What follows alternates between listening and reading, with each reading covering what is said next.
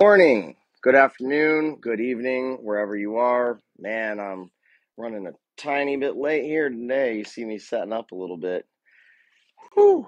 All right. Look, guys, welcome to the Sensitive Stability BPD live show, where we host Monday through Friday, 7 a.m. US EST.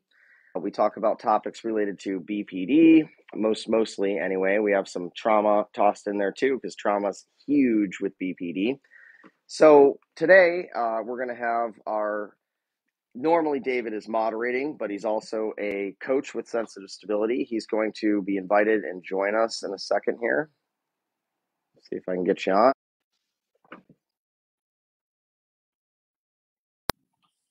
Morning, David. How are you? Hey, good morning. Good morning. We're doing a backwards hat. I'm going to go backwards too. All right. So that said, today we were going to talk about trauma, but not just trauma. We're also going to talk about how your life changes after trauma because it's so ingrained in borderline personality disorder. It is such a big component of who we become, who we feel like we could become, what we think about ourselves. Our self-awareness changes. There's a lot of things that change, and a heavy portion getting better. You guys hear me talk about remission all the time, right? Is adopting perspective changes. And good morning, everybody. I see you, Liz, and a whole bunch of other people. If I'm a little behind on my messages this morning, guys, it's only because I was rushing around trying to get there. I'll get to you right after the live. So, David, do you have any words you want to say before we get going, or what you Nope, thinking about that just topic, buddy?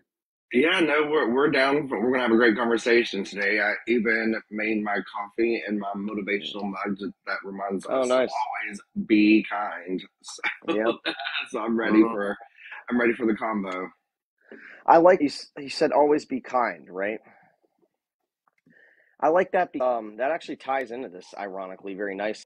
When you have borderline personality disorder and you've experienced that heavy trauma, a lot of the times you can become unkind. We tend to lash out, against the. It's us against the world, so to speak, right? That's at least that's how it feels. Feels like we're alone. Feels like there's no one who understands us for most of our life, and that's traumatic in itself. And I think that's overlooked. The continual trauma that we are put through throughout our entire lives. It's not just about that initial trauma that starts. I mean, it's also about all the trauma that happens afterwards, getting rejected, not being able to make good friends, not fitting in, not feeling like you belong. We get trapped in the past. We start thinking about all the stuff that happened before. That's my buddy Sam right there. Good morning, AJ. Good to see you here. I saw Laura too. Do you have any shout outs that I've missed here, David? Because I wasn't looking at the chat, to be honest with you. I haven't been looking either, Excuse me. but I see a bunch of familiar faces and a couple of new ones, and I'm excited to have everyone here. And Laura, we see you. Let us keep us posted on what's going on with your situation. Yeah, I mean, I'm kind of excited for this topic, even though it's a tough one because some of you are new here, as David just pointed out, and maybe you're in this position that I'm talking about where you still feel completely alone. So, and I want you to know that if you have borderline personality disorder and you've experienced trauma in the past and you've been moving through life feeling like you don't belong, there's no place for you anywhere. I remember what that was like. There is a place for you here. My kind of grown into this wonderful community. Everybody's supporting one another. Everybody, has so much love in the chat. And I think that's one of the key critical elements that gets us out of trauma, that pushes us into remission and into a better life. You'll see that even in that element, there is a perspective change. So trauma can induce a perspective change and push us into a negative scenario where we're having to strive, so to speak, struggle to interact with the world or feel good about ourselves. But perspective changes have the power to put us back on the other side of the seesaw, so to speak, where now we're seeing the world from a bright place. We're seeing the world a good set of us. We're able to make friends. We're able to have relationships. We're able to feel comfortable in our own skin. Does that make sense? I'm making some sense here today, right? Yeah, I Feeling love everything that feeling you're pretty saying. good about it. Absolutely. Okay, so I guess what I'll do is because David and I, one key difference about our trauma, and that is that my primary trauma point happened at very early at age 6, and a lot of us with BPD it was early, but not everyone. Not everyone. There are trauma points that happen and can spawn BPD at all age ranges. I have seen it happen even beyond adolescence, which they say that there's less likelihood, but I see it all the time. Your life can change at the age of 25. It can change at the age of 30. It can change at the age of 35, right? I mean, 50, I see people's lives completely shift upside down. For me, I'll talk about the early life part of that, and then I'll pass it over to you and talk about what happens if the trauma happens later and how that changed your perspectives. I do have memories before age 6. Ironically, well, not ironically, but interestingly, I have memories going way, way. I swear I have a memory of being in a crib looking up when I had to have been like under 1. Most people think that's not possible. I don't think my mind fabricated it. I had very specific people there, and it's like later on my parents had confirmed that they did visit at that time. It was a memory that I think really happened. I was just looking up at some people in the crib, right? So I remember things. I remember how I felt. I felt loved. I felt cared for. I wasn't scared. I didn't have fear of the world, okay? I did not have fear of the world. Now, yeah, as Karma says, it is totally possible. Very, very early memories, and I've had other people reciprocate that experience when I tell them. So I believe that it's very true. I have memories going all the way up to age 6. I was a bright, happy kid. I was happy-go-lucky. I had an excellent attitude. I was already an entrepreneur. I was like selling honeysuckle that I'd picked to the neighbors, and I don't know if you know what honeysuckle is. They're little flowers, and they taste good, right? But it was safe. That venture went poorly. Actually, turns out that the honeysuckle was sprayed with pesticides. I didn't know that. Made everybody sick. It was really not good. I had to give everybody a refund at age 5. First business venture of the exam. So I go through the neighborhood, sell all my honeysuckle, and then like a couple hours later, everybody's walking around the neighborhood going, "Oh, me too." We're all, our stomachs, and I'm like, I could even then. You see, even then, I was such a sweet boy. I was like, oh man, I can't keep their money. Nobody asked for a refund. I just gave it all back. It was like 50 cents here, 25 cents. What I mean? But nonetheless, now I hate honeysuckle and I get super sick to this day if I smell it anywhere. An example of stuff. Oh, thank you for that. I like that. Wow, that was cool. Thank you. Yeah, a honeysuckle makes me sick. It's an example, though. It's an example of what happens when trauma happens. I got traumatized by that honeysuckle to the point where the entire rest of my life, if I drive by somewhere or if I walk by somebody's house and I smell honeysuckle, I get physically ill. That's how it affected me. It had such a sincere, deep psychological effect on me that it makes me physically sick. It has a physiological effect on my body. That was just from a little flower that made me throw up. That's pretty benign. That's an innocuous kind of trauma. It's even funny a little bit, but look at the impact it had on the entire rest of my life, right? And one that was able to make me change how I feel. Literally, I'm not talking about my emotions. I'm talking about I get sick. That's how deep psychological trauma can impact you. Now, I remember riding bikes, playing with friends. I had tons of friends. I was super bubbly.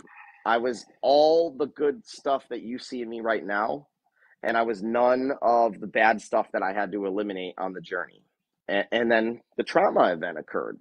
Age 6, not good, very young. From that day forward, my entire life changed. I went from building forts and building little buildings that other people could use, other kids, making things were fun, interesting, to making weapons. I was fastening little sticks and stuff because I was scared. I was terrified. I knew that there was a fear because I knew there was evil in the world. So there was evil here now. I had not experienced that before. No experience with any type of evil until that moment. And then I see other people who are explaining their trauma, same situation, everything's good. We're all great. Everything's happy most of the time. And then there's this critical event that our perspective of ourselves, which that part is super sad. The fact that it's just our how we feel about ourselves. You guys hear me say all the time that self-esteem is meant to be how we feel about ourselves, not how other people feel about us. And I think that that applies in the sense that the external world should not be contributing to our self-esteem. That's true. You have to have, you can gauge some of who you are, where you're going, your accomplishments by what people are telling you and what awards you're receiving in life, whatever, right? So some external validation is fine, but I think there needs to be a bar of how we feel about ourselves that is not touched by the outside world, that is not shaken by your outside experiences. You know in your heart exactly who you are, exactly who you're supposed to be. But everything changed for me at that point. That's when the BPD onset, and yep, you're right. That's a post-it note. Yep, W word. Sorry, guys. I got a post-it note, giant, terrible post-it note full of words that you can't say right in front of my face. And I got to look at all these negative words. Okay, whatever. It's better than saying them. So it's kind of the start of it for me. It carried on throughout my whole life until I hit remission. I felt terrible about myself. I, I was miserable. I was miserable. I was depressed. It depressed me. I never got over that depression. If I look back, I would have my moments where, I was talking about something I'm into and I could pull myself out of it. That's probably what made me a good business person. But there was not a day in my life before remission after the tragedy where I didn't feel critically depressed, sincerely alone, and even if I had friends, they could be sitting right next to me and I still feel by myself. So it had a great deal of an impact on my life. I'm going to pass it to you, David, to talk a little bit about your point and all of that, and we can go back and forth. But please take your time. Sure. Yeah. To backtrack a little bit, we were talking about my mugs always be kind, and I think that I love corny stuff. My coffee mugs all have corny stuff on it. It's just something that I'm. But what is so important is we forget to also be kind to ourselves. We think being kind means we have to be kind to everybody, sometimes to our detriment, and that's not the case. So I wanted to touch on that for a second. But yes, mine happened in my adult life, but everything changed. I did not want to wear color anymore because I didn't want to be seen. I wanted to wear all black, not because black was depressing and I was in a black hole. It was because if I Right. wore a bright color, someone would see me, which means they would then want to unsee me. and what we also have to realize is, well, and what I definitely realized, but it took some time, is that I was not the only one hurt during this, and it changed how people talked to me. It changed my friend. We have a group of friends. We would get together every week for a game night, and it was just running jokes all the time, kind of just throwing ourselves under the bus and making fun of ourselves. Well, when I started getting back into that group of friends and trying to have that normal life again and social life again, I was making jokes and no one was joking back with me. They were too afraid. So, Oh, my happy place that was part of my laughter, that was then gone. And I used to think there was so much stolen from me until I was able to change my mindset on that. Of nothing was stolen; things were put on hold temporarily. But the path that I was put on was not the path that I chose. I was not the guy that calls his grandmother every day. I was not the guy, excuse me, that goes and sees his family every weekend. I wasn't the guy that was in college and a good bartender and a great friend. I was the victim. And got it. and it took a long time to get past that. Yeah. You bring up another good point because it's not just our perspective changes of the world and our perspective change in general. It's also the perspective changes that are in other people after that. Oh, it's look at my event too. I didn't really think about that.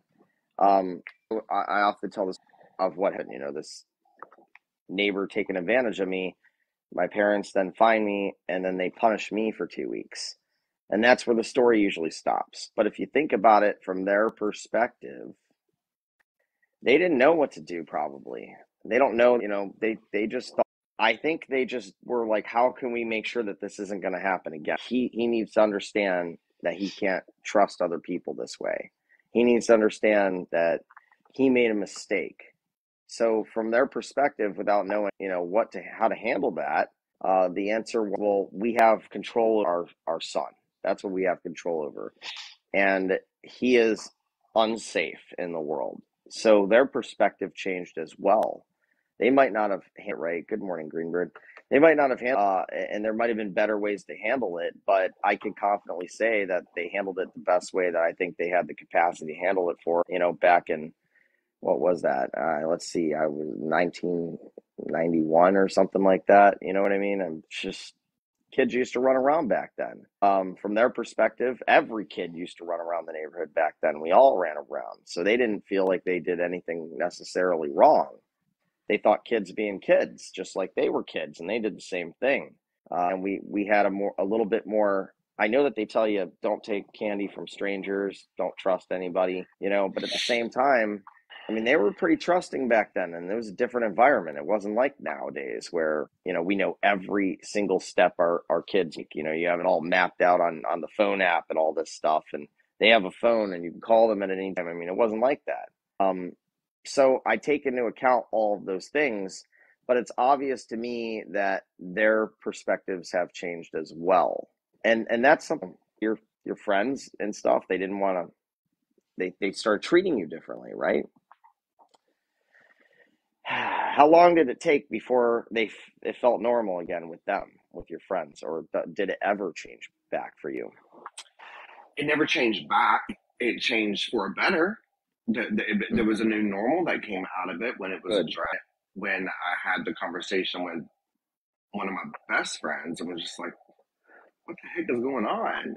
And she was like, no one knows how to talk to anymore. They're afraid that they're going to hurt you. They're afraid of that joke, that throw you under the bus kind of joke is going to be something that would be triggering to you. And there were friends that left the group that wanted nothing to do with me anymore, not because of me, but because they didn't know how to talk to me. Made it uncomfortable, I mean, it truly does change everybody, and it doesn't. I wasn't the only one that was hurt. I'm trying to be very selective with my words huh? Oh because of yeah, TikTok. affected. Yeah. Yeah, God, that's rough. I mean, I'm sorry, because it's so it changed your whole life, the way you saw the world, the way people saw you, the way you were interacting with the world. It changed all these things, even though you were an adult during your trauma. It was able to shift your Rubik's Cube completely up. And that's a good analogy, really, that yeah. Rubik's Cube thing. I Excuse me. always say that I never knew a stranger. I walked to a room and I thought everybody in that room was there to be my best friend. Yeah. And then one day I woke up and everybody was a stranger, including myself, and that is the scariest place to be.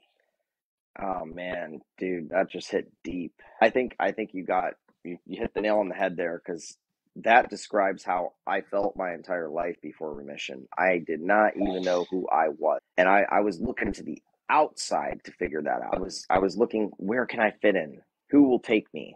Oh, this person's interested in something I do. Let me impress the hell out of them. Let me dive deep. Let me make it perfect. And then you freak them out. From the BPD's perspective, they're like, why is this person doing so much for me? Why did they care so much? Why are they?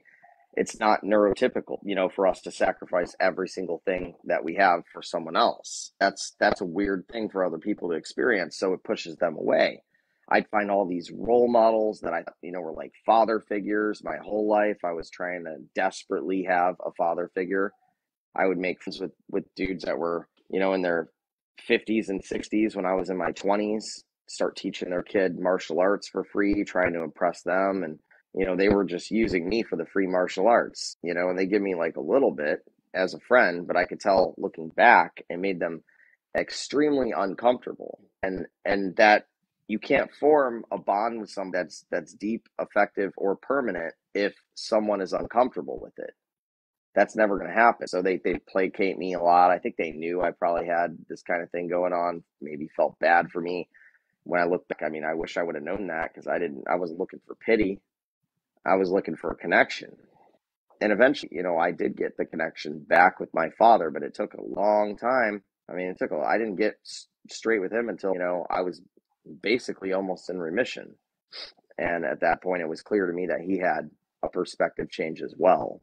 Very, very active, and I have a very great relationship with him at this point.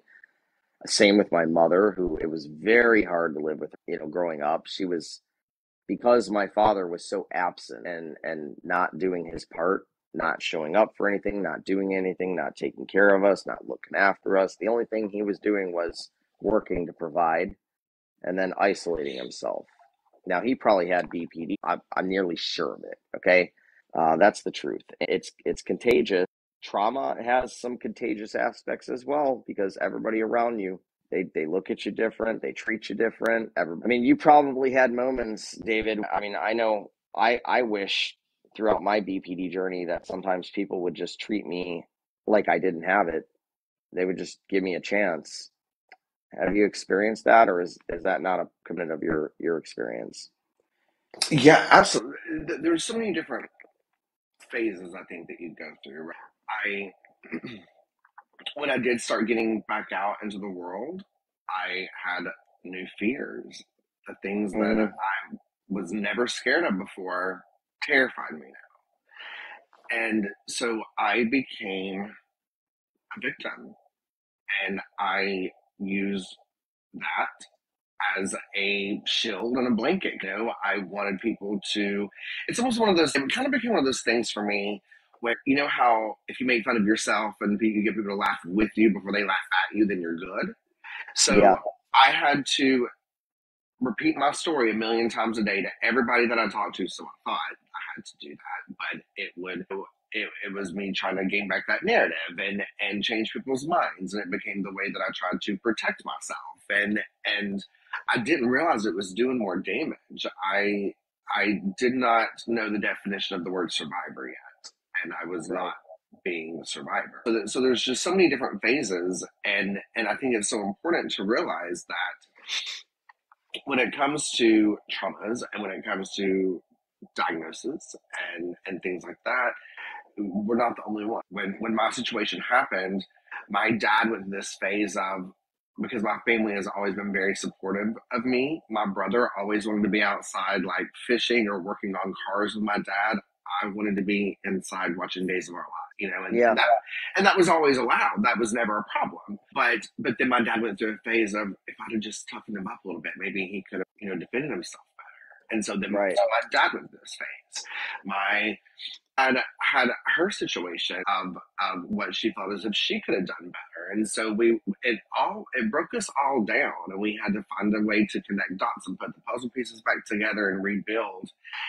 And it took me a long time to realize that had to be for I had to allow that for everyone in my life, but they also had to allow that for me. Yeah, that makes sense. Something I want to address in the comments. When I was talking about contagious, I was talking about the trauma response. Firstly, just to clarify, there, I was saying if one person has trauma, the response is almost contagious because the people around you start treating you differently, and it affects them too. But somebody had asked if it's hereditary. BPD is 100% proven to be 50% on average genetic. Not all the time. You can get it environmentally without genes, but most of the time, it has been proven that 50% of it is roughly. That's a really ambiguous number, which makes, they don't really know the exact part of the scale. You likely have some genes. You could have genes for BPD directly. You could have genes that leave you predisposed to symptoms of BPD, which I then obviously make you more likely to have it. And then it's environmentally activated. The percentage is literally the statistic that I looked at was roughly 50%. It might not have been on the dot, but it was about 50% genetic. Now, that doesn't mean you're going to get it just because you have genes. And it's important for us to understand this accurately because, well, there are a couple studies, but we're not going to get into details about whether or not it's exactly 50%, it's over, it's under. It's partly genetic. You have the genes in most cases. Then you experience environmental trauma, which activates it. So I don't want to get too deep into the science part of, because we start losing people when that happens. But I do want everybody to understand you start out in life predisposed to it. And then it's also not your fault when it's environmentally activated. You can have it environmentally activated without the genes. That's true. You can have it activated with just the genes. That happens, but rare. Usually it's a combination of the two smashing me. That is the scenario for that. It means that you start out in life predisposed to possibly being a victim. We do want to have guests on the show today. David and I, we had made a discussion of trying to guide you guys through the trauma and BPD connection. So this is one show that we just wanted to go back and forth on. So we're not trying to ignore anybody who wants to come on today. But if you could save your questions, and we will be having guests back on Monday and resuming things as normal. We just thought that, not a lot of people connect the dots on some of this and how it really impacted our lives. We look at it from a symptom perspective. We're like, I'm experiencing fear of abandonment. Thank you, Tammy. We do want to have you, but just if you could write it down, jot it down. We'll try to make you the first on Monday. But a lot of people look at BPD and they're like, "This is how I'm living. This is how it's affecting this," and they're looking at the surface level types of stuff.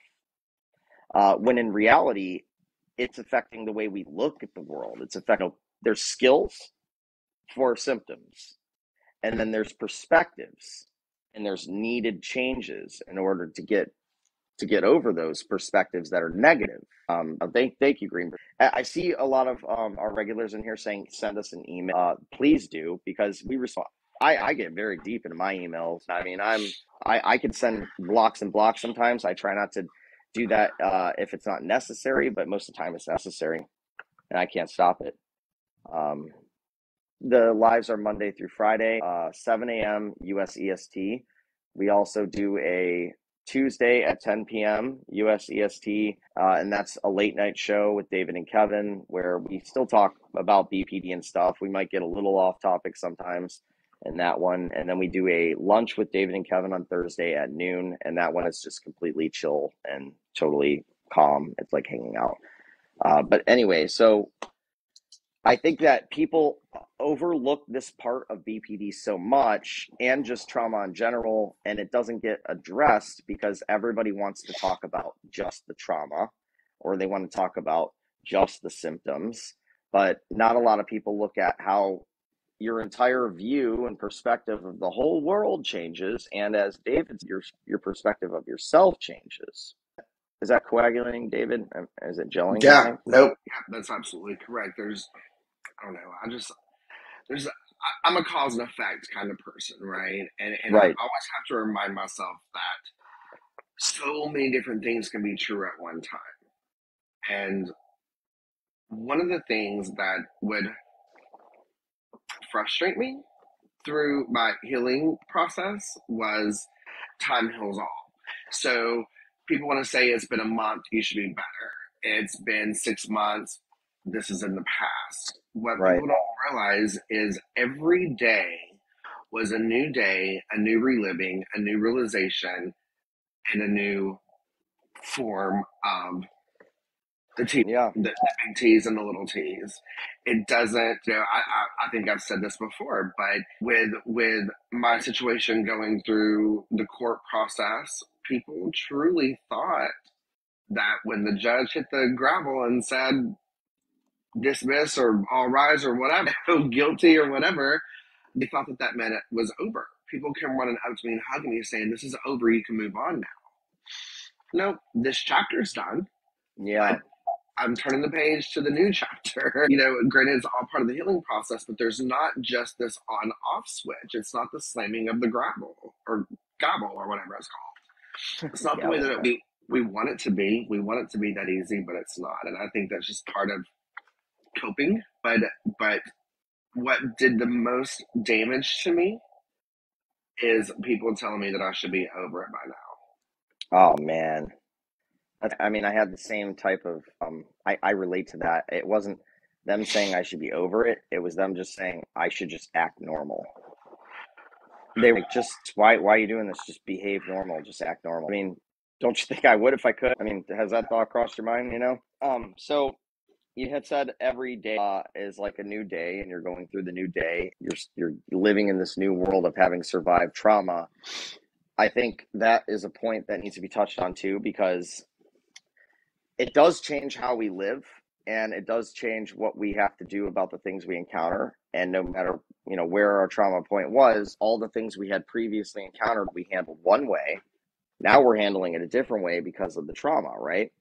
There's something to be said there about remission. I help a lot of people with borderline personality disorder get to remission, and everybody's so euphoric afterwards. They think, this is great, I'm never going to have to experience any symptoms or any problems again. But that's not true, because you can't get rid of the triggers. The triggers are general. If you want to live in a world where you're talking to other people, you're interacting with other people, you're having friends or a relationship or getting a job or any of this stuff, you are going to experience triggers. And these triggers, you have to learn them over time. I mean, we can prepare for a lot of them. We can build skills, but 6 months down the road, you've been in remission, everything's going good, and then you get a new job, and all of a sudden you have a new boss, and this new boss does something different than no boss ever did before. And you look at that and you're like, I'm triggered. I thought I was good, and I'm triggered. Well, you are good. You have to have a perspective that will occur. So I have clients that get to remission, and then 6 months later they reach out and they say, hey, what would you do about this? And that's how that goes down, because you have to go day by day. Like David said, every day is a new day, and you don't know what's coming in that day. You might get triggered, and you say, okay, well, I haven't hit this trigger. It took a year and a half before I finally got into a relationship, and now there's this one.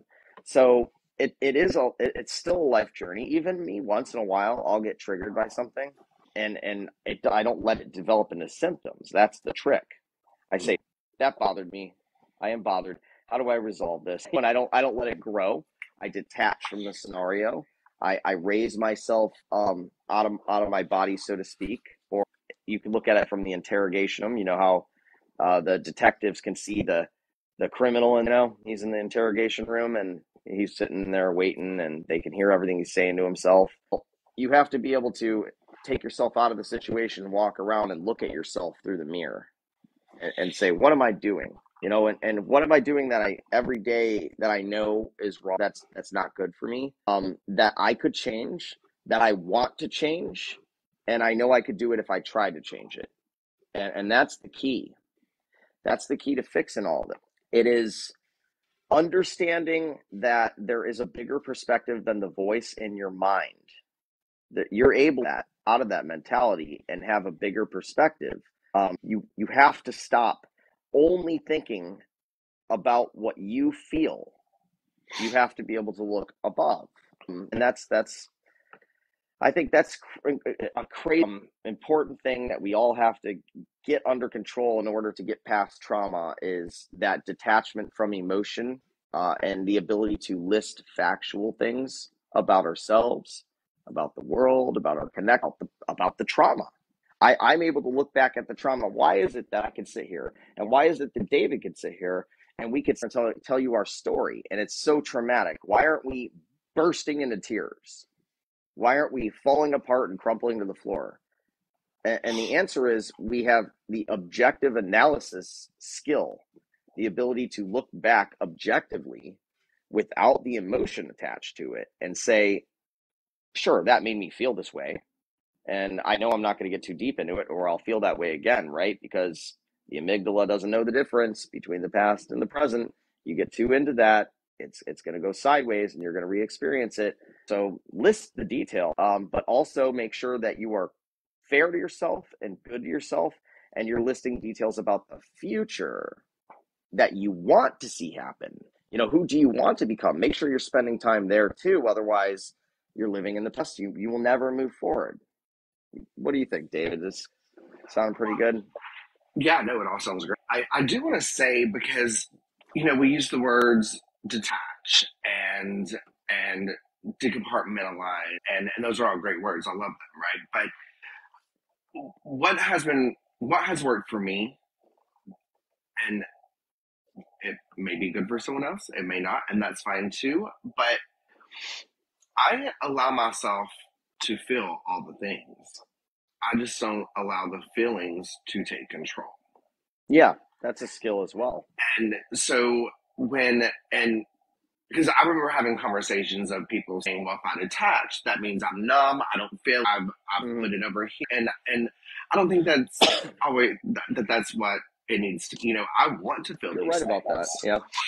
I want to feel these things, and part of how I know that I'm healing is that the emotion is not controlling me. I'm allowing the emotion. I'm allowing to feel it, but I'm not letting it control me. That's how I know that I'm healing. That's another skill that I use as well. The detachment part is very useful for analyzing things and being able to make pragmatic, logical decisions, which is why we use that skill. Because I want to be able to not end up in a position where that happens to me again, so to speak. Let me not get caught in my emotions, analyze the facts, and make a pragmatic decision. That's great. That's an okay perspective, but he has a good point here because I wouldn't be able to help all of you if I didn't re-experience the emotion along the way when I'm hearing your stories. And as I was just telling a client this last night, what makes me so good at what I do is when you're telling me a story, I have comparable stories. I have comparable stories for every single thing. I've experienced all of this to an extreme.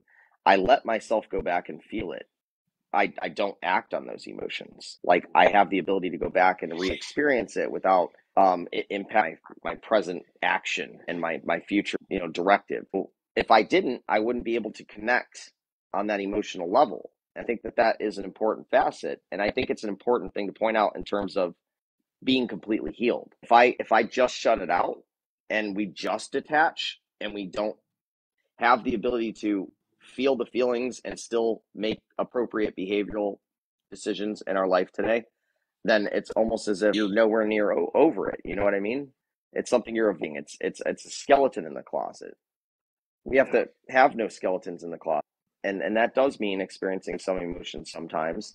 It's also something to be said. There's really nothing wrong with crying over something. Like Crying. It's so cleansing. I hate crying. I hate crying because my eyes are rather puffy on a regular basis, and it drives me nuts. So when I cry, I look a pirate with scurvy or something. I don't know. It looks terrible. Try not to cry too much, but once in a while I do have to. It's like yesterday before David and I, we always jump on the phone for a few minutes before we go into the live. We're like, hey, how's it going? Good morning. Everything good. Yesterday, he called me in the morning and I had a terrible dream. Like I woke up with such a bad dream. I saw one of my relatives that had passed, and I was really close to him. It was my grandfather, and he was making direct eye contact with me. He was just, and I didn't want to lose the eye contact. And he was across the room. I stood up and I wanted to get closer to him. His face looked completely accurate, completely perfectly accurate. My brain had filled in all of the spaces, and it was very realistic. And I get really close to him, but right before I get there, I tumble and I see the ground. I stand up and I try to make eye contact with him again, but he's looking somewhere else. And I woke up in a panic. I was so upset. I was crying a little bit. I'm like, well, thing is, I like bawled my eyes out. So if halfway through the live I'm struggling, just be ready to jump. He's like, I got it. We're all human, right? We're all human. So you want to address some of the chat, David? Maybe if there's anything in there that you've seen or that you want to talk about. There, I there know was that we're there having was some. Yeah, there was several comments about the crying, and I want to say that in the beginning, I was terrified of crying because, like in the beginning of my healing process, I was terrified of crying because I was like, I'm going to get dehydrated. I'm not going to look good. I'm not going to feel good. I'm afraid of digging deeper into this black pit. Right. And I like crying now. It's cleansing to me now. It was not that great then. So I relate to all. But part of how so my therapist was telling me years ago that when you start to have a bad thought and then you cut yourself off from the bad thought, that is your brain's way of testing your thoughts and how far you will take. And so started using that to test me at where I was with my healing. Could I have a place and a time to cry and release? Could I have a time that I felt things? And could I try to not always use the words I feel and victim mentality words? And so it was part of me testing myself, testing my growth, until I got control of it. And I have the time and place where I have the feel word, I have the time and place where I have the cries. And I think in the conversation that Kevin and I had yesterday or so, I had come on last Friday, I think. I came on a live, and Kevin could tell my eyes were puffy because the night before I found out that someone very close to me was no longer with us. And I came up to my studio, I listened to my music, and I cried. And then I ended up crying about all kinds of different things. But I might not have looked that great the next day, but I felt really good, But it's my journey and my healing, So I get how sometimes people are turned off by or scared of it at the time. Yeah. Yeah, thanks for dropping that Discord link, guys. We started the Discord yesterday. It's brand new, but there is a BPD support channel in there. If you have anything that you want to talk about that's BPD or trauma oriented, then please feel free to discuss it there. I check it throughout the day. We just started it. If nobody responds for a few hours, it's just because I'm in sessions and whatnot, but I will respond. And then we have a general chat where we get to know each other better, and our community is able to go beyond TikTok, which is very nice. We love that. And there's a couple private rooms in there. If we have situations where we're trying to pull together, Laura, I feel you, man. Like, I feel you. I know there's days that just are not good. They're just not easy, but you're close. You're close to a resolution. I know that there's help and there are people who care. We're all in here. Care. Use the resource. Don't be alone today. Like, hop on in there into the Discord. To the live Sue. I don't know if you've been here the whole time, but I see you in there too. It was a pleasure meeting you last night. I thoroughly enjoyed it. A lot of this comes down to feeling alone and not having anyone who will help you through these kinds of things. But that's the whole foundation of this.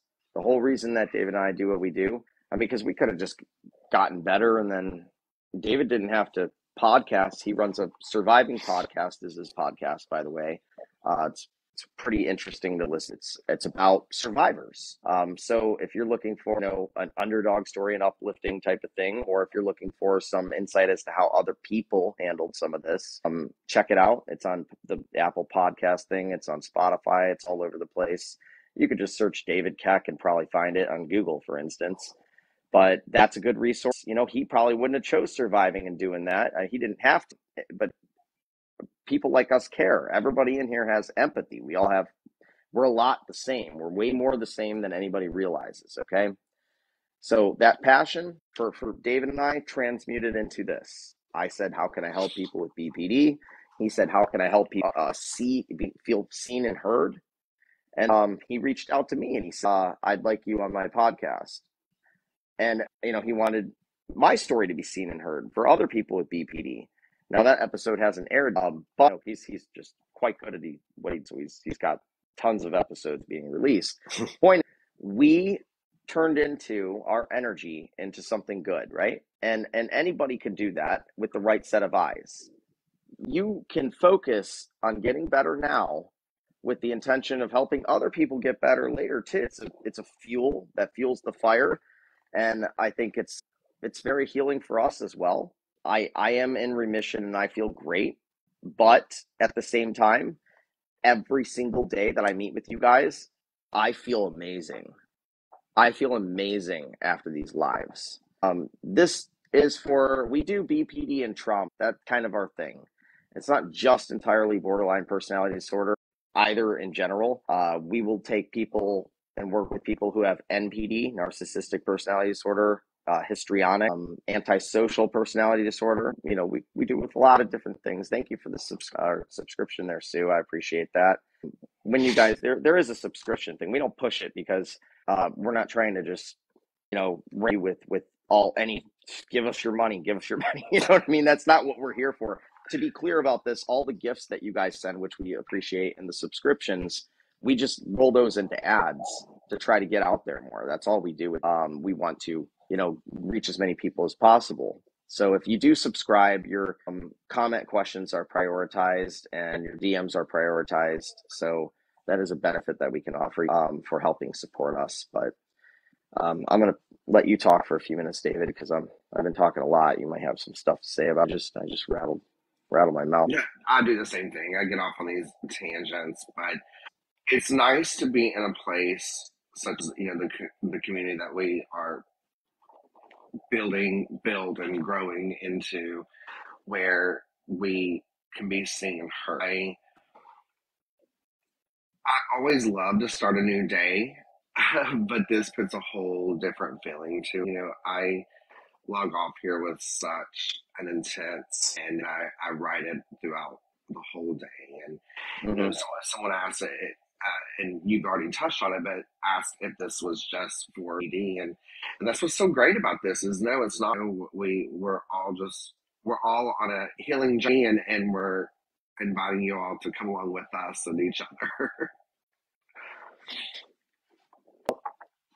Here's the truth: if you have found this live and you are feeling an attraction to it, then you belong. It's not really about the labels. And goodbye, Tammy. We will see you on Monday, and we'll try to prioritize your question when you come on. We have fun on Monday. I want to remind everybody again about the Discord list. If you're available to post the link again one more beat, that'd be really but if you're not in here, that I understand that. We do have a Discord where we offer support throughout the day. David and I will pop in there randomly. We have some people in there moderating who can help direct you in the right direction if you need help, if you need extra support. Thank you.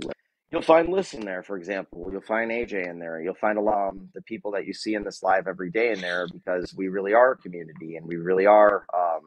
We have a tight little knit family going on in there. That is the truth. I love that, and I love how people reach out to people, and that is one of the best ways to fix this. PTSD. I work with people who have CPTSD. David works with people who have CPTSD. BPD and all of these things are often rooted in trauma. That's a huge part of this. We work with partners of people who have BPD. That's extremely common. BPDs are big thing. We're not turning away anybody who identifies with us and needs help. Like, that's the truth. Okay. We are selective in who we work with for one major reason. We don't turn people away because we're mean. We have to know that if you hire us, we can actually help you. See, that's critical. I refuse to take somebody's money if I cannot help them. And it happens. I meet with people and I identify this person does not have a will to change yet. They're not quite ready. And if I can help them get ready really easily, I will. But I remember this whole journey, and I just can't. I can't take money from somebody that I can't help. And what's infinitely worse in that situation is there's somebody who is ready to change. So we have to respect the process, so to speak. So if you're not ready yet, but you think you're close, you're doing the right thing by showing up here. You're doing the right thing by being involved. Oh, man. Pixel, I'm sorry. My man believes such intense false beliefs about me cheating, and now he's splitting on me. Sounds like your partner is the BPD partner. It's extremely common for that to happen. I strongly, yes, as Liz says, please DM or email us, reach out, because we would love to help with that. I work wonders with a lot of things, and what I can't do, David can do. Between the combination of us here, it's a wonderful force of change. It's a wonderful opportunity for a new future. BPD is borderline personality disorder. Any trauma that you're suffering, we're talking about trauma. We always talk about trauma. It's not just BPD oriented. BPD is a label, it's a label. It's a good one because it helps you find us, right? And it is a paradigm. It's a set of rules that we function by. Thank you. So that's so great. I love that. I love that. Yeah, Y'all are too good that's to us. great. So as we're getting close to ending, Kevin, I want to ask you, because we had, Kevin and I, we talk a lot of business because we truly just want to, who can we get to today? Who can we help? And we're both so passionate about it. But sometimes we have to say, all right, Kevin, I want to talk to you, as right in this moment, you are my friend, and everything Yep. else aside. And so we had to have a conversation of, we've got to have some time for ourselves. And what made me think of it, I think it might have been Tammy that said that she was jumping off, going to grab something to eat because she was going to practice self care today, because it seems like it's been a while since she's done that. And I was like, oh my gosh, I love that so much. And Yeah. so Today, so yesterday, grounding myself, I went and put my feet in the grass and on my little swing under my tree and had that just few moments of silence. And I want to get some vitamin D. I want to start moving my body around because I'm always in this chair, it seems. And I found yesterday that there is a really cool track walking distance for me. And so today I'm going to go on a walk on the city track, and that's going to be my self care time. And what are you going to do, Kevin? What? I'm putting you on Oh the my spot, God. but I'm grounding you to it. Or holding Okay, you well, to my day is ironically extremely busy today. I'm gonna admit that it is very, very difficult for me to find time. But can you drop the Discord one more time for us, Liz? Just because I know somebody had asked about it. And Zeta, please do email me, tell me your story. I'll help walk you through. I'll give you the guidance you need.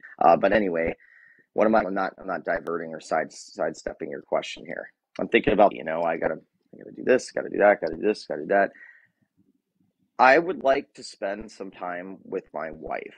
I haven't been able to see her very much all week. She's been working very, very hard. I've been working very, very hard. I have a lot of appointments today that I can't abandon. I can't abandon them. But I have a good window, maybe like a 2 hour window where maybe I could cook something and show her some love, which shows me some love, and seeing the joy on her face, that makes, if I could somehow manage to surprise her with dinner, that would actually make me Superman, by the way, because that's going to be very difficult to do. We'll see how that works out. Yeah, and getting out in nature would be nice. It's been a while since I've seen the sun, so to speak. She needs time for sure. So I guess what I will do is try to water my relationship a little bit today at some point. I can commit to that. I appreciate that. Do you I have love any that. final words you want to say, and then we'll kind of start our pep, because we got to start. Yeah, no, and everyone's been so great in the comments and making sure that anybody new coming in knows how to contact us. We've tried to make it as easy as possible. Go to Kevin's profile screen. There's an email button that will email him Mhm. directly. If you have a problem with that, you can DM. I usually handle the DMs, but I'm going to direct you to the email because that's where Kevin can actually TikTok, even in DMs, still monitors things, and so we have to sometimes break away from that to be able to have that personalized conversation. But either way, we're here. We see you. I've seen so many new faces and names in here, and I can't wait to get to know you all. And thanks for having me on today with you, Kevin. Oh no, man, you're just as much of a part of this as I've been working BPD coaching for several years. Before I was a BPD coach, I was a relationship coach for about a decade. I was very good at that. I was able to save a lot of relationships. But the point of me bringing that up is I this business trying to help people. And when David had me on the podcast, I said to myself, I need to work with this guy. Like, I don't know what it is yet, but it's something. Within a month, I gave David 50% of this company. It's like, here's 50% of my podcast. And we're like married on the venture. You know what I mean? It's because there's an energy here, and that same energy that we have to kind of round all this off for you and help you all start your day a little bit better. The energy that David and I share is electric. That's an example of something that's contagious. And then I see it all in you guys. Every single person that becomes a regular here, you guys have the same energy we have, because good things attract good things. That's a lesson that we need to learn. Having BPD and trauma, we have been living in fear. We've been living feeling terrible about ourselves. And you know what that attracts? That attracts more negativity too. So you doing this every morning, you coming here and being with us every morning, is a step in the right direction to getting better, because you're only going to get good information here. I need you guys to understand that our care is real. It's superficial. And I think everybody needs to understand that if there is no care, then it kind of feels sometimes like there is no hope. But there's always hope. There's always hope, okay? No matter what. And the hope, it forms inside of you. It's not externalized. Us being here might be a catalyst for you, but your change and who you're supposed to be and who you want to become has been inside of you the entire time. It's not us that makes it happen, okay? We might be an example. We might provide some skills, maybe some perspective changes, right? But it's ultimately you that has the power to get over this. And sometimes we just need to feel like somebody believes in us. And we believe in you. And everybody that's here obviously believes in each other. So thank you all for showing. We do this Monday through Friday, 7 a.m. US EST. And we are going to be here on Monday, and we'll be back to taking guests. So try to have a nice day and do us a favor. Do something fun this weekend. Treat yourself. You guys have a nice day. Bye, See you, everybody. David. Bye-bye.